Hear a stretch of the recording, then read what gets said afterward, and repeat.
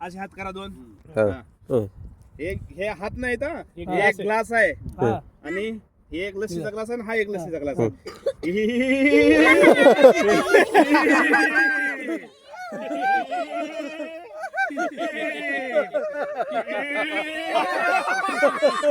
आता प्यायचे ग्लास प्यायचे पण दोन्ही ग्लास